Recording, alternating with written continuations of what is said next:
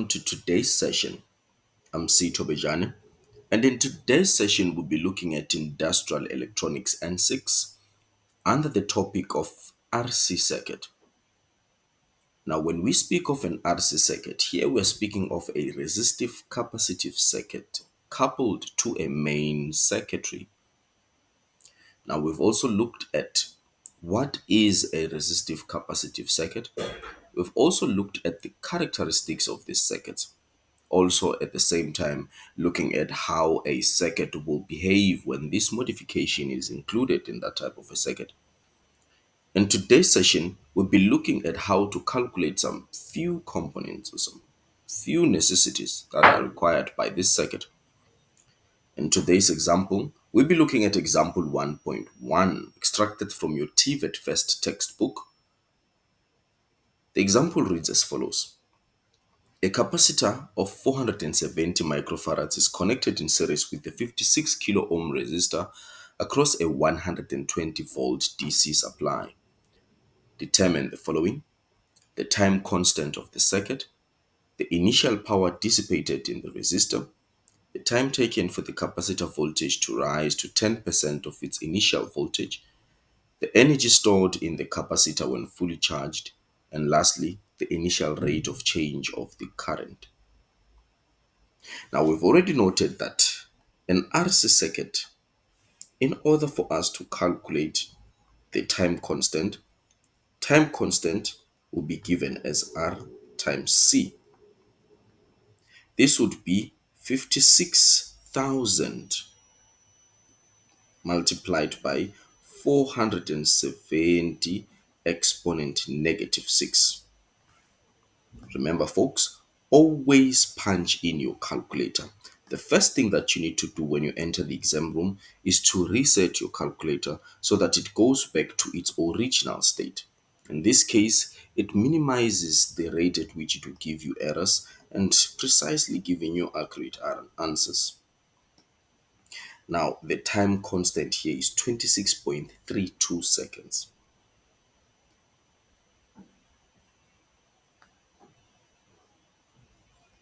The next question wants us to calculate the power dissipated across the resistor. Now, we already have the voltage across the resistor, or across the circuit if I may, and we already have the value of the resistor. There are many equations that one may use, but remember, for each and every equation, first look at what is it that you are given by the circuit. In this case, we are given the voltage as well as the value of the resistance. So this will be 120 squared divided by 56 exponent 3 because it's in its thousands. When you punch that in your calculator, 120 squared divided by 56,000, this should be able to give you 0.257 watts.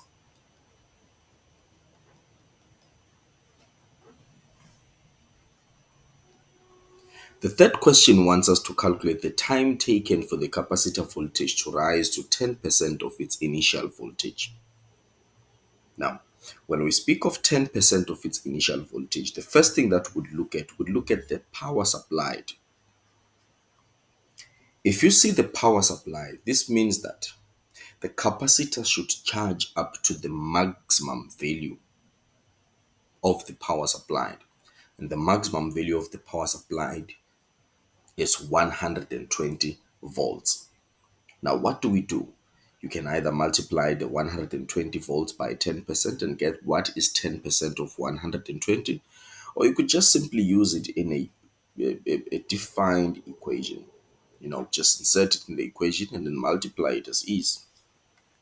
Now, the equation for to charge a capacitor will be given by Vc is equal to the supply voltage of Vt or Vm into 1 minus E, sorry about that, into 1 minus E to the power of negative T divided by time constant. Now, what is it that we are looking for here? We need to calculate the value of T, right? You can make use of your mathematical knowledge, of which now you are doing industrial electronics and 6. It is clear that you are aware on how to manipulate technical formulae. I would leave that to you to manipulate this equation and make T subject of the formula. But what I would do is I would just rush into the final equation. That would be T divided by time constant ln 1 minus Vc over Vs, right? Now, what is our time constant? The time constant, we've already calculated it at the top. It will be 26.32 ln 1 minus, what is Vc? Vc should be 10% of the final value. So here I'm going to say 120 multiplied by 10% or multiplied by zero point 0.1 is still the same thing. Vs is the supplied voltage, which is the 120, just like that. Punch that in your calculator. Negative 26.32 ln 1 minus 120 multiplied by zero point 0.1 or just 10% multiplied by divided by 120. This would give you 2.773 seconds. So this is 2.773 seconds. So the time taken for the capacitor to charge up to 10% of its initial voltage would be 2.77 seconds. It would have charged 10% of the 120 volt DC. Quite simple.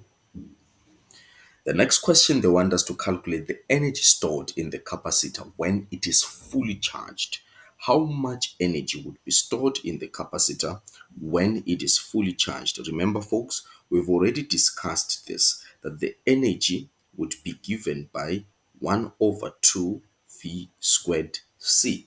That is the equation to calculate the energy stored in the capacitor, whether it is fully charged, half charged, or 10% charged. It depends on how much voltage it will have. Say, for an example, they're asking you to calculate the energy stored across the capacitor when it is 60% charged. That means that I'll take 120, multiply that by 60%, get that voltage here, take that voltage, substitute it where there is a V, right? But in this case, the question has specified that when it is fully charged, right? So when it is fully charged, this is gonna be 120 squared 470 exponent negative 6, just like that. Punch in your calculator. A very important part of your calculations is to correctly punch in your calculator. Exponent negative 6, close in that, and the answer, when it is fully charged, the energy would be 3.384 joules. That is 3.384 joules. This is the amount of energy that will be present in this capacitor when it is fully charged. And the last question, they want us to calculate the initial rate of change of the current. The initial rate of change of the current, if you remember, we also have this equation to calculate di over dt. Di over dt would be given by is over time constant, just like that. Is over time constant. But do we have is? Do we have is? We can calculate is using our equation V over R. Using our equation V over R. So that will be 120 divided by 56,000. 120 divided by 56,000. Punch that in your calculator. You get 2.143 milliamperes. That is 2.143 milliamperes. Put that here. 2.143 exponent negative 3 divided by our time constant, which is 26.32. Punch that in your calculator. Answer divided by 26.32. This would give you roughly 81.416 microamperes per second. So this would be 81.416 microamperes per second. Why is it microamperes per second? This is the initial rate of change. An examiner may also choose to call it an initial rate of charging. It could be the initial rate of change. It could be the initial rate of charging. So we want to know the rate of charging of the current. So we'll rate that per second. How much current per second do we get when we are charging the capacitor?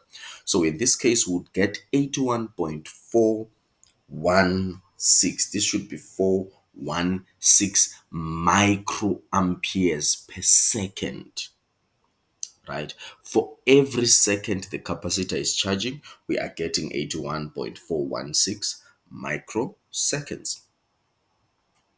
That's it for me today, folks.